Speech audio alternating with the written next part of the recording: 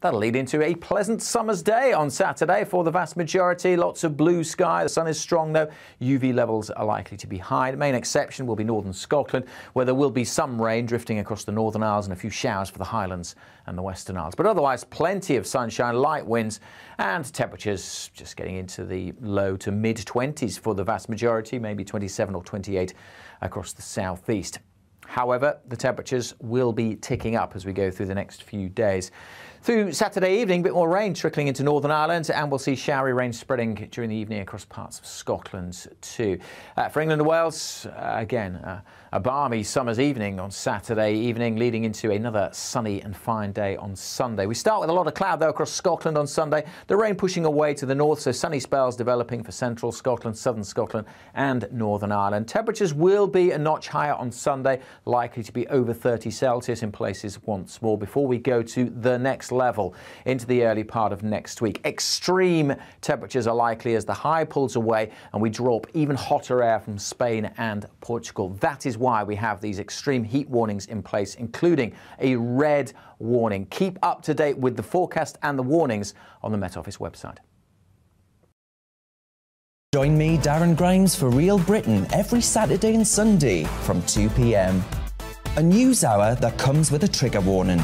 Scorching hot opinion with prominent guests saying the unsayable, and a little bit of weekend fun thrown in. Unlike other broadcasters, I won't be forgetting what the B in our name stands for. So howie in for Real Britain Saturday and Sunday from 2 p.m.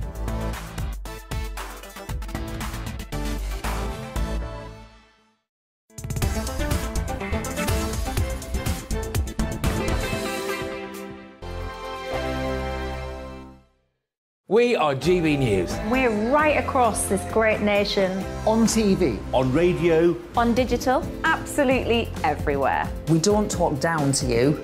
We embrace all voices with honest and civilised conversation. We are not part of the establishment. We're one of you. And we're only getting started.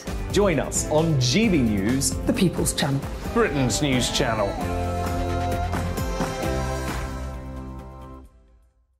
Hi there, it's Stephen and Anne. At breakfast from 6 a.m, you'll always be caught up with everything you need to know, the latest headlines, opinions and debates. We'll bring you the good news and the bad, but most of all, we're here for you. Remember, send in your views and let us know what you would like us to talk about.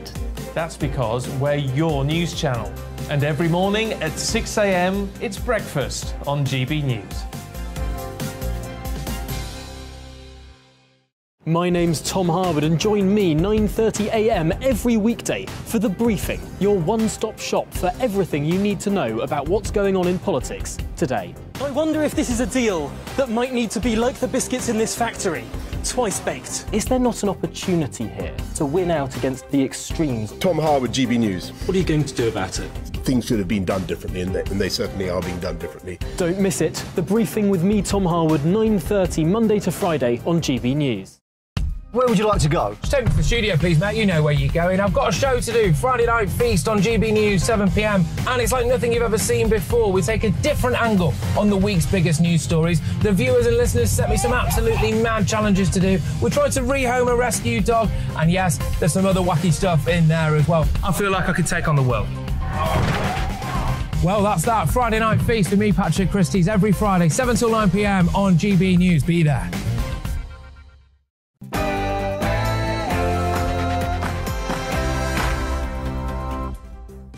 Evening, and what a glorious one it is. I do hope that Michelle Dewbs is sat somewhere with a glass of something chilled while I hold the fort until 7 o'clock tonight with two very lively panellists. Now, this afternoon, we got to see the last 5 Tory leadership candidates go head-to-head in a public hustings. We will let you know exactly what we thought of their performances. And, of course, I want to know what you thought too. Plus, the very sad story, awful story of young Archie Battersby. His parents have been fighting doctors to keep his life support machine on. You might have seen it in the news. We had a ruling on that today. We'll be going to understand what happened and considering the increasingly blurred boundary between the state and parents. Plus, the wimpification of the nation. Extreme weather warnings issued for people too stupid to know when to put on a hat. All of that to come tonight on Dewbs & Co. with me, Bev Turner. But first, the news headlines.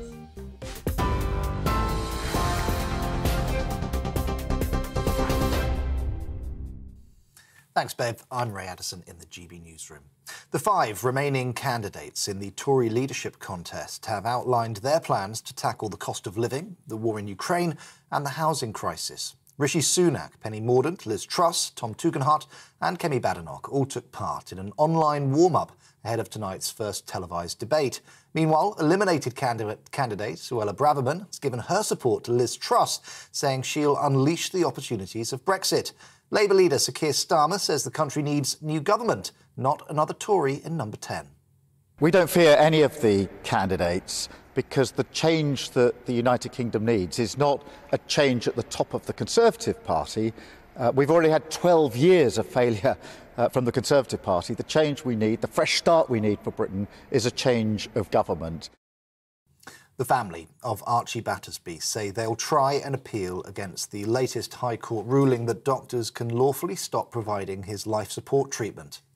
It follows a review of evidence at a hearing in London today. The 12-year-old suffered a catastrophic brain injury 3 months ago. Last month, a High Court judge ruled that he was brainstem dead. His parents successfully challenged that judgment in the Court of Appeal and were fighting for treatment to continue. Speaking to GB News, Archie's mum said they won't give up. So I can't go no further. That's my little boy. I've had, obviously not a lot of people are sceptical, but I've had healers work with Archie and they're all saying he's there and he's asking for more time. I will honour Archie. He wants more time for whatever reason he wants more time for. Whether it's to pull through or not to pull through, I will get my little boy as much time as he needs, so I'll keep fighting for him. The Foreign Office has summoned the Russian ambassador to express its deep concern following the death of British aid worker Paul Yuri, who died whilst in captivity in Russian-occupied Donetsk. Mr Yuri was captured in late April and charged with so-called mercenary activities by separatists in the self-proclaimed republic. Foreign Secretary Liz Truss says Russia must bear full responsibility for his death. David Venables has been found guilty of murdering his wife in 1982. The body of Brenda Venables was found hidden in a septic tank 37 years after she disappeared. The 89-year-old retired pig farmer tried to blame serial killer Fred West for her murder, but was convicted by majority verdict at Worcester Crown Court. He's expected to be sentenced next week. A man who was part of a gang that broke into former England footballer Ashley Cole's home and threatened to cut off his fingers has been jailed for 30 years. Curtis Dilks was also ordered to serve an extended licence period of 5 years at Nottingham Crown Court. The judge said the former Chelsea and Arsenal defender and his partner suffered psychological impacts that cannot be overstated. Another 2 rail strikes are now scheduled to take place next month. RMT members at Network Rail and 14 train operators say they'll walk out on August the 18th and the 20th in a dispute over jobs, pay and conditions. It's after RMT and ASLEF members announced that they'll be striking on the 27th and the 30th of this month as well. The US president is now in Saudi Arabia for the last leg of his Middle East tour. Arriving in Jeddah, Joe Biden greeted Crown Prince Mohammed bin Salman with a fist bump.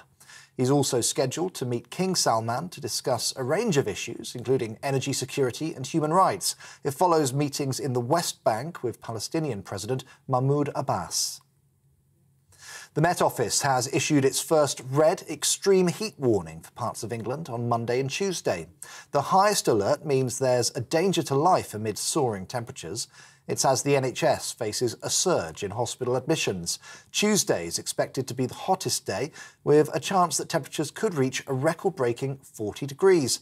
Meteorologist John Hammond says it'll impact everyone and action should be taken. The impacts will be major. They're not going to last forever. It'll all be over by Wednesday. But for Monday and Tuesday, impacts to infrastructure, transport, health. And I would imagine that many schools will be closed as well, because this country can't cope with 35 degrees. But when we're talking about the potential for 40 degrees, then I think all actions that can be taken should be taken. We're on TV, online and on DAB+ radio. This is GB News. Now let's get back to Bev.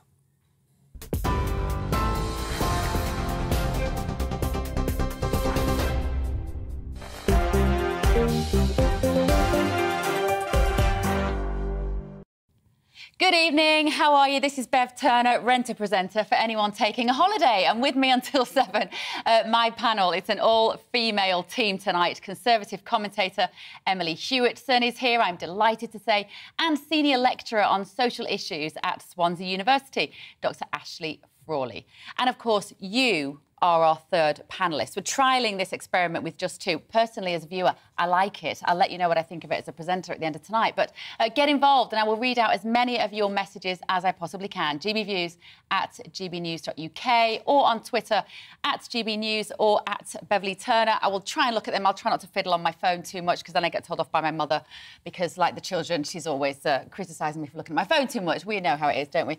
Right, can I also remind you to subscribe to our YouTube page, please? You can watch live or see the best bits from the channel when you search GB News. First up, can you believe it is only 8 days since Boris Johnson resigned? It feels a lot longer, doesn't it? Triggering the Tory leadership beauty contest, which has now seen 13 become 5 wannabe prime ministers with the keys to number 10. This afternoon, we got to see the fabulous 5 in their first public hustings online. Rishi Sunak, Penny Mordaunt, Kemi Badenoch, Tom Tugendhat and Liz Truss were all answering questions from the public about their greatest weakness, housing crisis, cost of living and war in Ukraine. Let's have a listen to some of their answers. What's important is that we deliver on the promises we made to the British people. People across the country are struggling with the cost of living.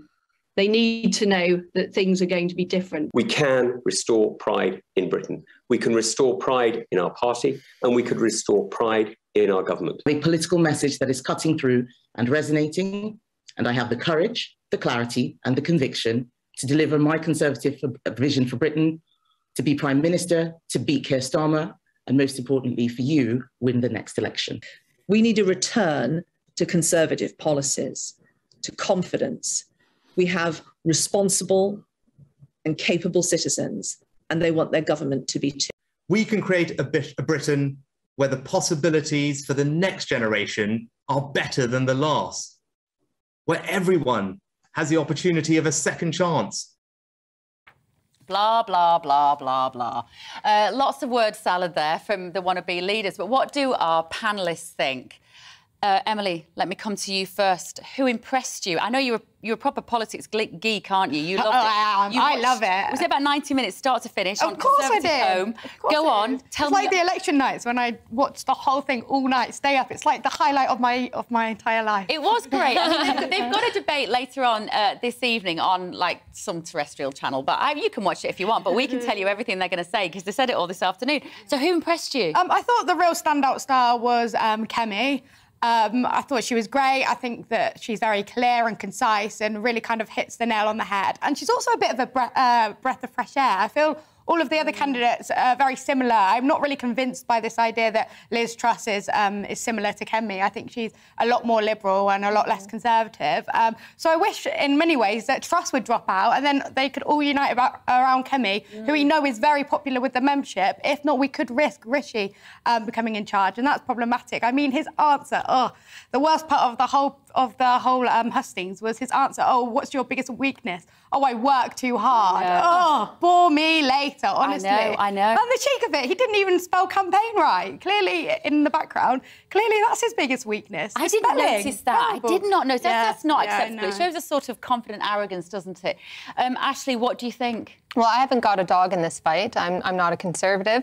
But I have to say, I hate to agree, but, you know, I felt like Kemi did a really good job. She's an interesting kind of person. I've got 3 criteria for any leader of this country, Conservative or not. They must have been pro-Brexit. They must have been against never-ending restrictions, vaccine passports, and so on, and they must be anti-woke.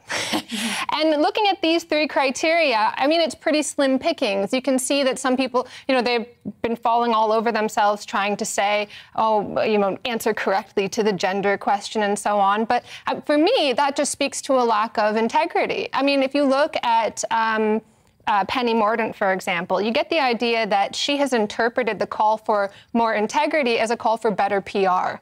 So she's just sort of saying, well, what does the Conservative, you know, membership want to hear, kind of thing. And I'd rather somebody stuck to their guns, even if I disagreed, than to say, oh, well, it's clear that she was bending under the pressure of wokeness before, and now she's bending under the pressure again. And it just seems to me that these three criteria speak to someone who has conviction and who's willing to stand up for something in the face of a mob, whichever mob it might be. I'm really interested to hear you say the anti-woke thing. Tell me what you mean by that, because you hear this word all the time, and I'm not sure what the definition of woke genuinely is. So wokeness generally refers to a tendency to see everything through the lens of race, gender, sexuality, instead of speaking to the masses and thinking about things in terms of what we all have in common and what we can fight for together, it's about standing up for smaller and smaller minority groups. The legacy of this comes from the civil rights movement, of course. The successes of the civil rights movement led people to think, well, so they just search for more people to kind of try and give rights to, and so then they search for smaller and smaller minorities, you know, the cliche of like the person with disabilities and the person with this sexuality and this sort of thing. And they kind of lost sight of the vision which would once characterize the left and social justice, what it used to mean, which was to speak to the masses and to have faith in humanity and reason, which is the foundation of rights, and to push for that. Instead, it's all about kind of safety and protection now. Because I think woke has become a bastardised version of political correctness. Yeah. And there was a lot of, actually, I would argue there's quite a lot of good to be said about political correctness if it's just about our language reflecting our reality and our changing reality. But this might be a different debate. But I think in terms of this Conservative leadership contest, I think it is really important to see where people sit on gender ideology, let's say, and race ideology and gender politics. What did you think, Emily, in terms of what they had to say, for instance, on let me think what would tie into that. Because funny, if it wasn't really a debate about wokeness. They didn't really cover that, did they? And I think there's something, what I think has been quite impressive about this Conservative campaign is the fact that we've got women and people of colour, and yet it's not an issue. Doesn't that speak volumes to how far the Conservative Party and how far politics has come? And that all happened naturally without the need for, you know, quotas or anything like that. But the problem is now we've got this really diverse lineup. You see the left attacking. And, I just saw a photo on Twitter a few weeks ago, and it showed all the different potential candidates with their white partners, and basically saying that, you know, they're not truly black because they're Conservative. It's a joke, and it's racist. Incredibly racist. Isn't it also the fact that OK, so let's look at what's going to happen now. I think we've got a graphic to show you of how these this poll actually was from a few days ago. It's from Tuesday. Here we go. Right, so this is the popularity from Conservative homes. So this is the party members. When these candidates get narrowed down to 2, the vote will go to Conservative Party members. And as it stood on Tuesday, the majority would like Penny Mordaunt in there. Second is Kemi Badenoch. Underneath that would be Rishi Sunak, Liz Truss on 10%, Tom Tugendhat on 7%. We're guessing the last 2 will become what, Ashley? Because I think the shenanigans from within the Tory party themselves, the kingmakers, the parliamentary Tories, those who are genuinely pulling the strings behind the scenes, they want Liz Truss as Prime Minister. They've been coaching her, they've been grooming her, let's say, let's use that word, to be that person for quite a while. How are they going to make that happen?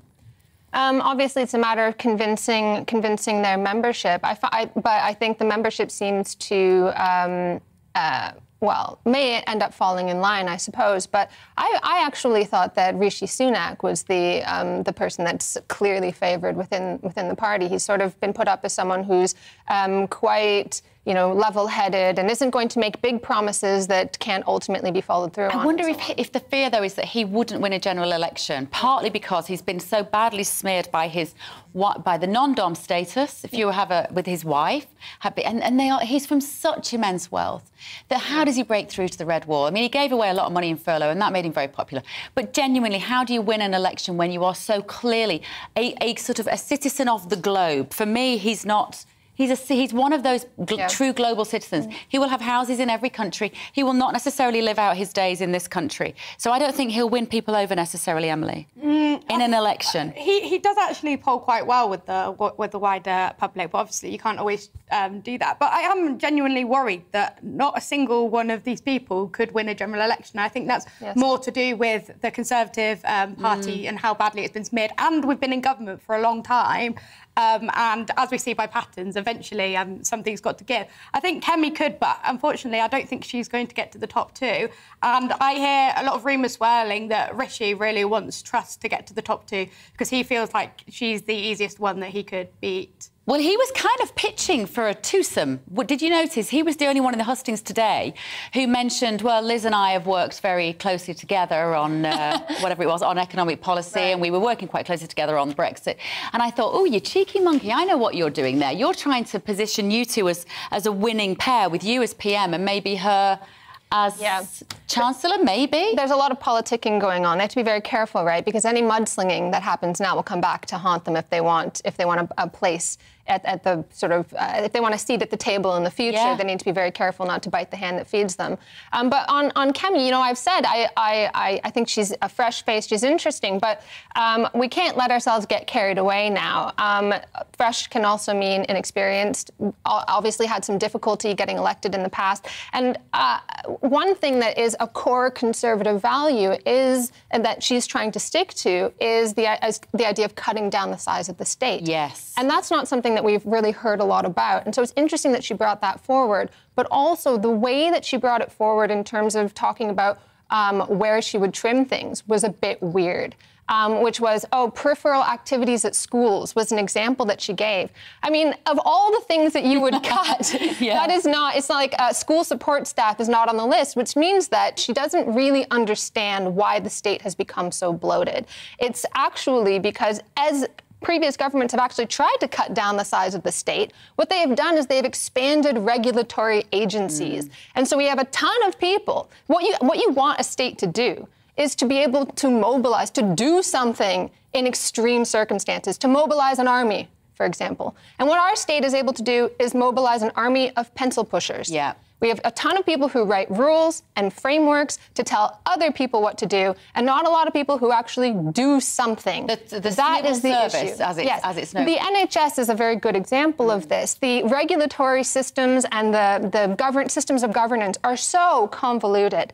And you saw this in the lead up to the COVID-19 pandemic. The NHS claimed they were so very well prepared for a pandemic because they'd written up these wonderful plans, because they're very good at writing plans for what other people will do. And when it came down to it, you know, they said, we've got all these buttons and levers. They're pulling buttons, so pulling levers, pressing buttons. They're not attached to anything because there's no one left who actually does something. Yeah. You want to trim the fat. You need to trim the regulators, trim the agencies, and actually have a state that does something. I think one of the best things about the debate today, the hustings today, was that they got to answer on specific policy areas, and we haven't heard a lot of that in the last week. It's been a lot of kind of peacocking, hasn't it, and generic cliches that they've all come out with. There was still a lot of cliches today, let's be honest. There was a huge amount.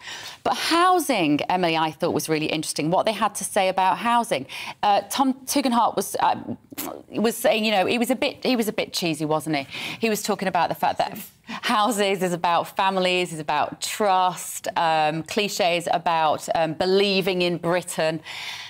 The one for me, again, who showed some sort of empathy was what Kemi Badenoch said about housing. Yeah, I think I'm glad that they asked this question, to be honest, because I feel that a lot of the candidates just want to avoid it completely. And I actually thought Sajid Javid was very brave to be the only one to actually tweet out some policy of what he'd do to deal with it. But I think we have a problem in the Conservative Party. They don't really want to touch housing because it's so complex, but also they don't really need to appeal to young people because young people aren't going to vote for them anyway. It's the sad truth. So then we kind of get stuck in this cycle where nothing actually gets done. So, to be honest, I can't really see anything changing once again. Well, we're just stuck in a rut. I think for me, the beauty of what Kemi Badenoch said is what she showed genuine empathy on this issue, because she said, she agreed with Penny Mordaunt, and she said, there's no point putting numbers on. You don't go out and say we need 500 houses in Leeds, because the people of Leeds are automatically then have their backup. She didn't use Leeds as an example, I'm just using that. And she said, when you talk about housing, the first thing we have to talk about is how many GPs we're going to put in the area, how many hospitals, how many schools. Let's not terrify people with the edit. And so for me, that answer was, you don't hear that enough. You just hear all the cliches. She was actually relatable. Well, I'm less concerned with whether or not people are relatable, and I'm more concerned, I suppose, with what you said, is that they're willing to tackle difficult issues. These are wicked issues. They're problematic because they're very difficult to solve. You cannot, and this is the nature of social policy and policy in general, you can't, and society, because it's so complex. It's not as simple as just like, oh, we'll build a few houses here, because then you create all these horrible knock-on effects elsewhere. And so the desire to jump in and attempt to actually deal with some of those issues is very important. I think there's a tendency generally to try to avoid issues, to push them onto very simplistic kind of solutions, and to recognize that these things are actually quite complex, and not to answer with stale platitudes, I think is good. Absolutely. Just looking at what you've been saying, thank you ever so much for getting in touch. Brian said, for what it's worth, I think Liz Truss makes Keir Starmer look exciting. She does have a very unfortunately kind of a sort of monotone way of speaking, Liz Truss, doesn't she? She doesn't really set the room alight. David has said the only one to discuss the cost of living was Liz Truss. Most of the country don't have the luxury of looking at other issues, gender, security, Brexit, etc. in the short term. They need answers and solutions as to why every time they go shopping it costs more and more. Couldn't agree more. Ed has said, I would love to see 2 women selected, PM and Deputy PM. And Paul has said, Sunak was the one who left us in this financial mess to go behind Boris's back and try to take his majority for himself and want to be the one who fixes his own failures. Emily, we were saying earlier, weren't we, the idea that Rishi Sunak sat there talking about the dreadful state of the economy. The cheek of it, absolute cheek of it. It's honestly unbelievable. If anyone thinks that he's going to get us out of the cost of living when a large reason that we're here in the first place was his policies, it's just laughable. I don't understand why so many MPs are basically supporting Boris's right-hand man that got us in this mess in the first place. It's an absolute joke. It's very strange, isn't it? Well, Nick didn't get us into this mess, I should say. Obviously, we had 2 years of a pandemic that we've been trying to deal with. But before the pandemic, the economy was not in good shape either. In fact, the pandemic was like manna from heaven for a lot of people, because they were able to then say, oh, we have these problems because of COVID. And now they're saying, oh, we have these problems because of Ukraine. When actually we do have deep economic issues in this country and around the world. And there's an economic crisis that everyone's trying to sweep under the rug that's going to deepen and get worse. And there are very limited things that even someone like Rishi Sunak in that position, or anyone in that position, can do. The question is, who's going to pay for it? Who's going to bear the brunt? And I don't think that the electorate is going to imagine that a billionaire is going to feel the pain when it comes down to it, because it will come down to it. That's right. And it feels like there's so much happening across the globe at the moment. Like you say, it's not just here, actually. You're looking at the protests in European countries and in the farmers in Germany and Holland and the protests in Italy. And, all of these things seem to be coming to some sort of huge great reset, one might say. There were truckers in Canada as well, and people are not going to take it. They're not going to say, I'm not going to pay for something that I was against, like restrictions and so on, and I'm not going to pay for an economic crisis when I'm the one whose work contributes to the wealth of this country. That's right. OK, right, that's the first bit. Now, just after the break, we're going to ask, is earning £80,000 a year, does that make you average? I think not. Our perception of a social class has changed. It's going to be a fantastic debate. What does now define social class and where you might sit? We're going to talk about that after this break.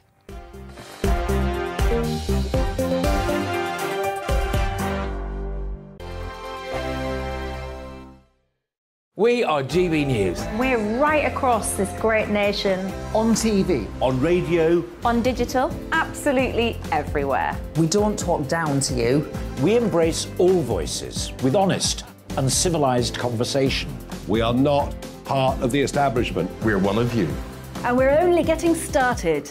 Join us on GB News, the People's Channel, Britain's news channel.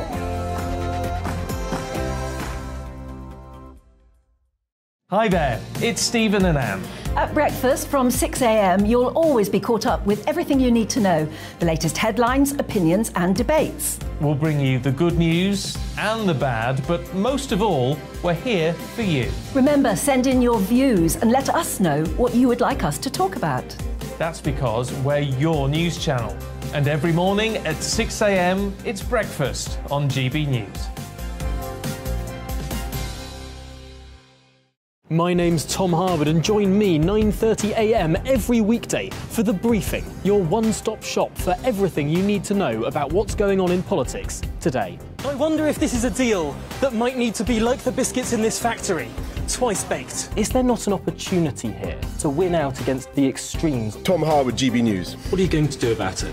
Things should have been done differently, and they certainly are being done differently. Don't miss it. The Briefing with me, Tom Harwood, 9:30 Monday to Friday on GB News.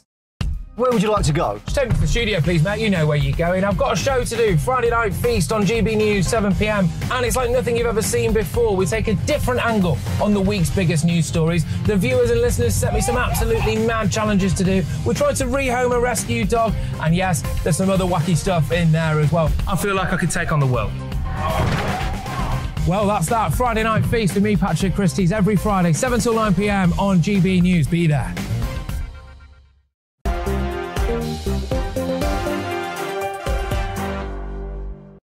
Welcome back to Dewbs & Co. with me, Bev Turner, until 7. My fantastic panel this evening. We've done a lot of nattering. Conservative commentator Emily Hewertson and sociologist at Swansea University, Dr Ashley Frawley. Now, polling by the New Statesman shows that 60% of Brits who earn between £80,000 and £100,000 think that their salary is average. In reality, the average salary of people in the UK is about £31,000, according to the ONS. And I wanted to talk about this, partly because I think it's really shocking that somebody earning between £80,000 and £100,000 think that that's just kind of normal in this country. I think it shows a real divide between the haves and the have-nots. But also, I'm sure you saw this little video this week of Tory leadership candidate Rishi Sunak, which resurfaced on social media, where he seems to suggest that it was a while ago, I'll give him that, but he basically says he doesn't have any working class friends. Have a look at this. I have friends who are aristocrats, I have friends who are upper class, I have friends who are, working class, but I'm not working class, but I mix and match, and then I go to see kids from an inner city state school and tell them, to apply to Oxford and talk to them about people like me, and then I shock them at the end of chatting to them for half an hour and tell them I was at Winchester and, one of my best friends is from Eton or whatever, and then they're like, oh, okay. Oh, all right. It's just so cringy. Ladies, we're cringing. Second-hand embarrassment. It's second-hand embarrassment, but it does kind of beg the question about whether politicians who know so little about the lives of ordinary Brits can be trusted to represent us. And how did our perception get so warped about social class? Emily, what did you feel watching that footage of Rishi Sunak? I mean, it's horrific. But I do think that, rich people and wealthy people can empathise with people that are poorer.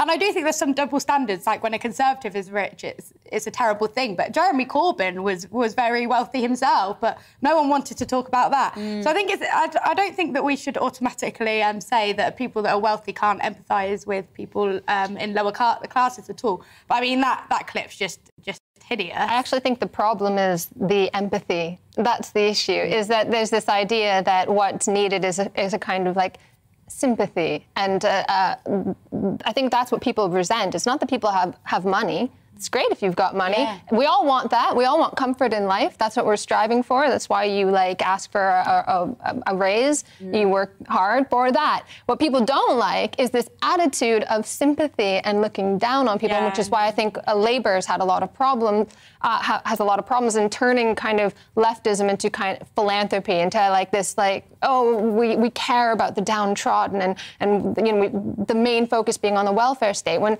actually the welfare state for most people is the worst case scenario. It's there for you when something really bad happens, but what you want is control over your life.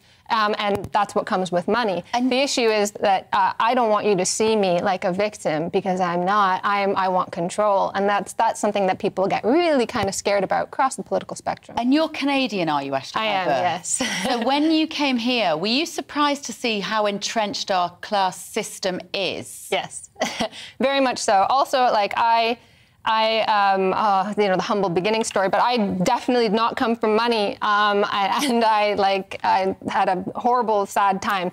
And so when I came to the UK and everything was so steeped in class, like, I did not know anything about this. You in the UK can tell everything about somebody when they've said a sentence. It's amazing to me, because in Canada, everyone is middle class, we like to say. Now, the ONS defines social class in terms of your profession. And I think culturally, correct me if I'm wrong here, you define social class in terms of a mixture of culture and profession. Well, how would we define it, Emily? Oh, it's so hard to say, and I think when it comes to class, we have to be careful that it's not the only thing that defines someone. Obviously, it's interesting to know someone's roots and their backgrounds and their stories, because we as people like to find that out about people, about how they came into who they are. But I don't want to live in a country where it feels that people feel that it completely defines them, that they can't, you know, rise to a different class or become more wealthy, because I want to be in a country that is full of aspiration, and no matter where you come from, you should have the ability to succeed. But it feels like, which the government would call, of course, levelling up, right? That's what they call it, levelling up. We would have called it social mobility. Levelling up. It's a ridiculous phrase. It means almost nothing. And the way that people have tried to do that is by kind of looking and saying, OK, who is it that moved up this occupational ladder? It's like, oh, the people who went to university, because that's how you've defined it, right? So we'll just get everyone to go to university. That doesn't. That just means that now you need a university degree to do a job that never required a university degree to do in the past. What you actually need to do is try to grow the pie in the country so that the standard of living rises. And the chances are you'll come out of university with £50,000 of debt, meaning you can't then get on the housing ladder, which means that you are not looking at what we would have seen traditionally in Great Britain as the route to social mobility, which is house ownership. That's one of the tenets in this country, isn't it? You were considered, you know, a bit more middle class when you could own your own home. That's one of the problems that the Conservative Party have at the moment as well with the whole housing crisis. They are supposed to be the party of aspiration, and part of that is being able to own your own home. And because we don't have that anymore, it's going to eventually become very problematic. And the other thing I would say is, we were talking about the leadership contest previously. Kemi has actually spoken out, and she wants to reduce the number of people that go into university, because there is so many other avenues, and I don't think university is for everyone. So I thought that was a good policy by her. So Gareth has got in touch and said there is no class system except in the minds of the media. If you work, you are working class. If you don't work, you aren't. You are either well off or poor. Stop referring to first or upper or lower. It's nonsense. I don't think it is. I think it's entrenched within this country. I was at Henley Regatta a couple of weeks ago. Lovely. Lovely, exactly, you see. Oh, Bev, you must be going up in the world. Well, I'd got a free ticket. But there must have been like 2,000 people there, all paying £25 for a jug of Pimm's and £12 for a single gin and tonic. And I looked around and I thought, cost of living crisis. What cost of living crisis? Because the class system is alive and well, and we have seen the biggest transfer of wealth over the last 2 years. During the pandemic, we've created more billionaires. But it feels actually like we aren't dragging people up anymore. We're not. 0 hours contracts, job insecurity, banks not helping with mortgages. I feel like we've gone so far backwards in terms of the idea of social mobility. Well, yeah, but social mobility is not something you gift on people, right? It's not like you, lift people up. I mean, people have made a better deal for themselves by fighting for it. And do you think some people, therefore, are getting lazier? No. Not working? No. I think that, for instance, the trade union movement's been utterly destroyed.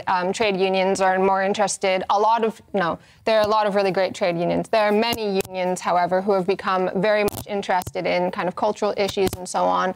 And in some cases even have sided against their own workers on things. I won't name any names.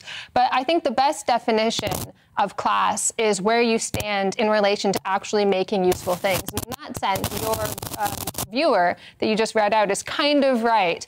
If you're actually making useful things, you're doing productive things, that makes you working class. Now, there are a lot of people who do productive things in the sense that they're able to productively move money from one place to another, and that makes themselves a lot of money. But at the end of the day, if that money doesn't actually go into paying people to do jobs to actually make useful things in the real world, it is meaningless. And in that sense, there are a lot of people who are enjoying quite nice lives that don't actually contribute very much to the overall wealth of the nation. And in going back to this question at the very beginning, that people perceive themselves to be normal or whatever with 80 to 1,000 pounds, 80 to 100,000 pounds.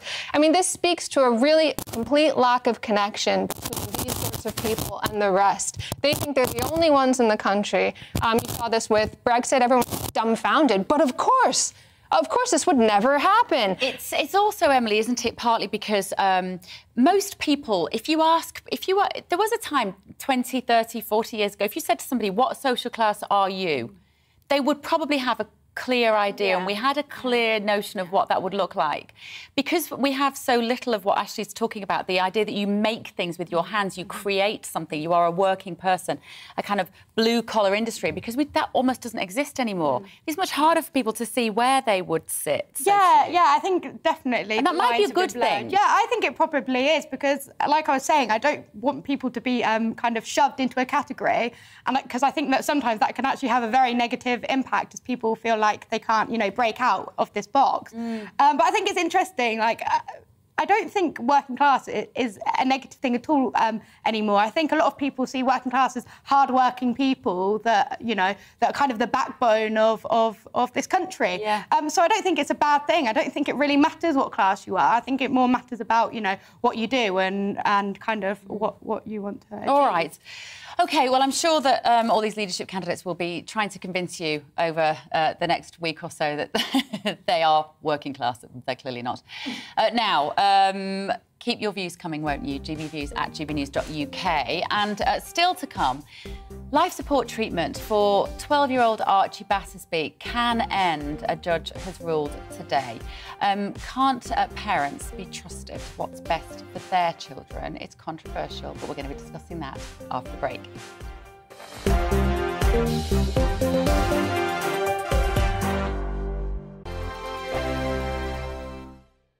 We are GB News. We're right across this great nation. On TV. On radio. On digital. Absolutely everywhere. We don't talk down to you. We embrace all voices with honest and civilised conversation. We are not part of the establishment. We're one of you. And we're only getting started. Join us on GB News, the People's Channel, Britain's news channel.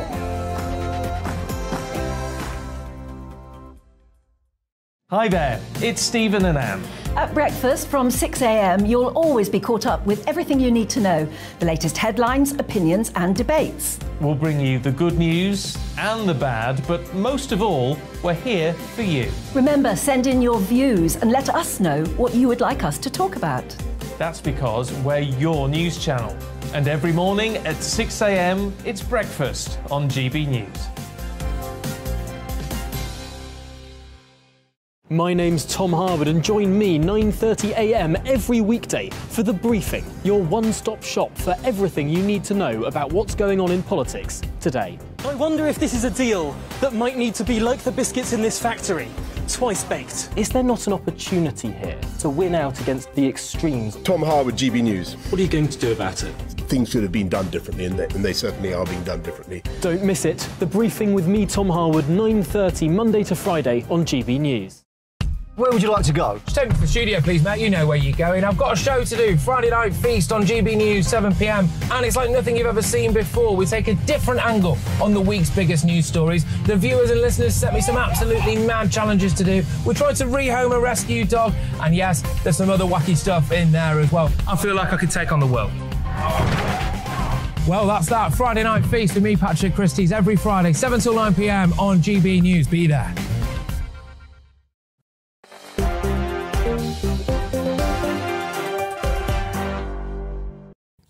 It's Friday night. Welcome back to Dewbs & Co with me, Bev Turner, until 7.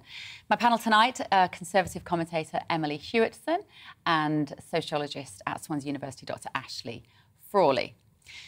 Now, a heart-wrenching story that's been on the news a lot in the last couple of weeks. Life support treatment for 12-year-old Archie Battersby can end, a judge has ruled today. Doctors have argued that the boy is brain stem dead and that it was in Archie's best interest to stop treatment. Archie's families said that they plan to appeal against this latest High Court decision. With all due respect to Justice Hayden, it is not in Archie's best interest to die. Planned death is another name for euthanasia, which is illegal in this country. The planned removal of the ventilator is definitely the worst thing that may happen from my point of view. I cannot see how this in any way is dignified. Oh, it's just heartbreaking, isn't it? Archie got into trouble with a ligature around his neck in his bedroom, which the family have said was an accident or a prank gone wrong. Ashley, who has the right to decide in a difficult case like this what's right for the child? Ultimately, I think this is a really, really difficult case, but it speaks to a lot of really deep issues. And I think actually that's just what came up, is that it's linked to euthanasia or assisted dying. I think hidden within this are two things. One is the loss of value placed on human life generally, and two, the loss of value placed on the judgment of parents. Now, obviously, I think in this case, it seems to me that Archie's mother and his parents generally are just having a lot of trouble letting go. The situation does indeed appear very, very dire. But that said, what I found interesting is that the judge said that, so the parents are adamant that because he was religious, that he would like to die naturally. And that this would be unnatural. And the judge said, OK, we'll take that into account, but we don't always have to take into account what the person said before they fell ill. And I think that's interesting, because what if he had said, oh, I would never want to be in that situation. I would like my life support to be turned off. Would the judge have used that as evidence in the ruling? I wonder if the judge would. And I've seen this quite a lot with assisted dying, where people will say, oh, well, you know, I would never want to be in that situation. Or people say, the worst thing that could happen is being in a wheelchair or something like that. And this it's actually reflective of the fact that we don't value human life. We don't value people with disabilities, for example, and that's reflected when people say that. And then people will point to this and say, oh, well, we should have assisted dying, it should be illegal. And it's just an example of the fact that you really need to think through every political position. Like, I'm a left-winger, I'm a liberal type. You think, OK, assisted dying and you know, letting this situation kind of, you know, turn off the ventilator. Yeah, I'm a liberal type, I'll let that go. And then you get cases like in Canada, where a young man or a man was denied assisted living and he was continually offered assisted dying. Don't you think it's really quite expensive, your care here? And then you realize we were never becoming more liberal, just more blasé about human life. Well, it's a very interesting take. I'm sure a lot of people watching this will remember the case of Ashia King, 2018. Do you remember this case? It was a really high-profile story in this country. He was a young boy who had cancer, and his parents abducted him, effectively, from hospital because they wanted him to give him this proton beam therapy on the cancer that he had in his brain. In 2020, his mother did speak of his progress. He did receive the therapy. They took him to the Czech Republic. And in 2020, she said he remains cancer-free but is profoundly disabled and faces many future battles. Emily, it's about a quality of life conversation as well, isn't it, this? Yeah, and you do have to consider the rights of a child in the situation as well, as the rights of a parent. For example, many people are adamant that it should only be the parent's decision. But then, what if parents decided that their child with cancer should be receiving chemotherapy? Do you know what I mean? It can't always be the case because, in some instances, the medical professionals are best placed to make some of these decisions. But then we've had other discussions recently. For example, what about children that want to have the vaccine but their parents don't want them to. And obviously, in that case, we know that coronavirus isn't a huge risk to children. So should parents be allowed to do that? Or, you know, well, actually, the young people were actually more likely to be against the vaccine than their parents were. It turned out that was like a made-up issue because actually young people were pretty reasonable about the vaccine. It's one of the themes that occurred to me when I heard the story, this very sad story of Archie, is to what extent our children are our responsibility, because for me a massive alarm went off when the government said we can use Gillick competence to decide whether your child has the COVID vaccine. And Gillick competence being the legal right, if somebody is able to basically make a decision without for themselves. So I came across this. My husband in 2010, my then husband, had a very serious brain injury. Again, this is why this resonates with me a bit. A very serious brain injury, and in the hospital when he was in a coma, I was having to make decisions for him because he didn't have Gillick competence. And then when he came to, because he wasn't quite himself, it was still, we were having these very difficult decisions about whether he could make a decision about his care or not.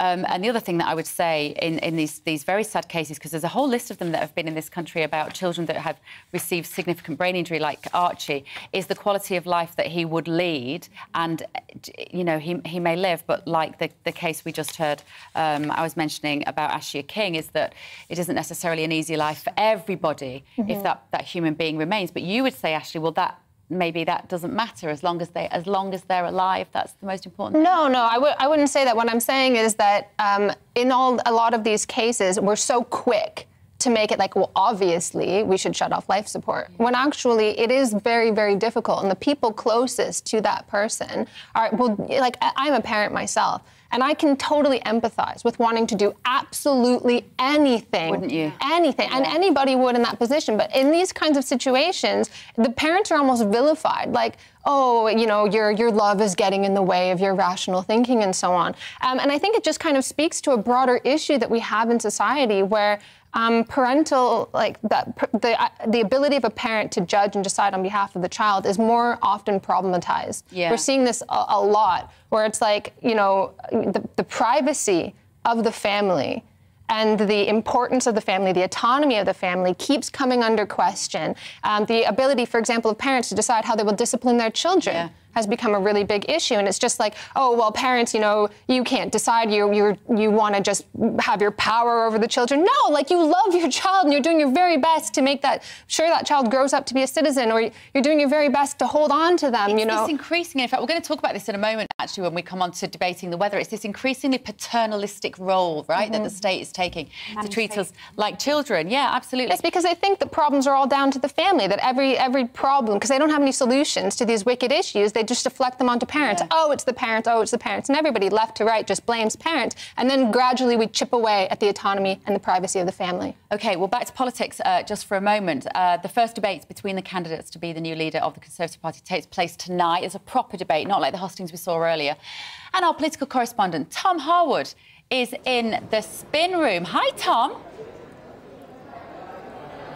Hi, Bev. Yes, I'm here in the spin room for the Channel 4 debate, which starts at 7:30 today. We've seen a trickle of candidates come in. Some of their MP supporters are here too as well. And what we'll be doing before and after the debate is chatting to those MP supporters of each of those candidates. No doubt they'll all be trying to tell me that their candidate won tonight, but this is the first time that we'll have a public in-person hustings, and there's some suggestion that it might get a little bit scrappy between the candidates. Of course, there are three people really vying to be that lead contender. There's Rishi Sunak, there's Liz Truss, and of course there's Penny Mordaunt as well. And then there's sort of the other half of the equation as well, Tom Tugendhat and Kemi Badenoch, also vying to really stay in the race tonight. They need to perform exceptionally well to have something change with regard to getting their numbers up and making it through that ballot, which takes place on Monday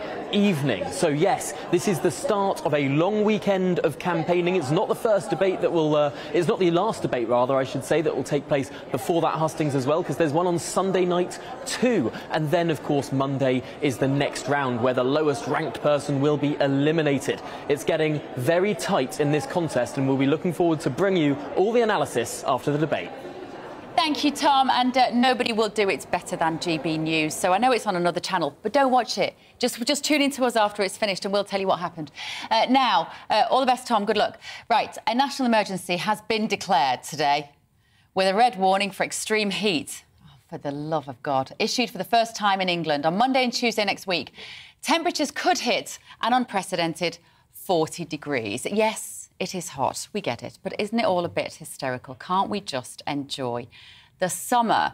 Now, I'm going to come to you, Emily. Where did you grow up? I grew up in Northamptonshire. So not the hottest part of the country? No, but it's pleasant. Yes. Nice bit of countryside. So, I don't know about you, but have you been watching all these weather forecasts? And so people have been advised not to go to work on Monday and Tuesday. They're going to close the schools. I've heard from parents who've had sports days cancelled because it's too hot, or they've had prize giving cancelled at school because it's too hot. What have we become? I know. It does seem a bit hysterical, and I actually feel bad because I'm sure there'll be some children with the whole climate crisis that are at home genuinely concerned and losing sleep because of all these warnings and all of this news about this heat wave. I remember the days when we got a bit of sunshine and we all cheered and we had a lovely relax in the garden. Yeah. But it does all seem a bit hysterical. I mean, it's going to be hot, but I'm sure we can just enjoy it nicely in the garden with a cocktail or two. Let me show you a sign that I saw today that I put on social media. So I was in Oxfordshire buying a pint of milk last night, and this is what I saw. There's my tweet, OK? So this is the Open Gardens Day cancelled because of the amber warning of extreme heat. Now, listen, Watlington in Bloom in Oxfordshire, I'm sure would be a wonderful day. And I can remember a time, Ashley, pre-2020, when that sign would have said, weather's going to be marvellous, all come along. There's been a collective sort of insanity, this kind of top-down, paternalistic, like I was saying, this idea that we are all at mortal danger at any time. What has happened to us? Yeah, I mean, we wonder why young people are so anxious. And they say, oh, it must be social media. Could it be that everything, even a sunny day, is turned into a national disaster and a sign of a looming crisis? Yeah. And on top of that, you are taught that as a good person, you should worry about that. And to not worry about that shows that you're blasé and you don't care. And then so that is the state of being that is put forward as expressly desirable, is one in which you are so scared you do not leave your house. And just on a funny note, I actually read a headline in The Guardian today that said, National Rail says you shouldn't go onto trains because of the heat. I was on a train at that moment, and the AC was cranked up so high, I was literally shivering, and I was thinking, geez, I should have brought a jacket. I mean, there's more than a hint of hysteria here. Yeah.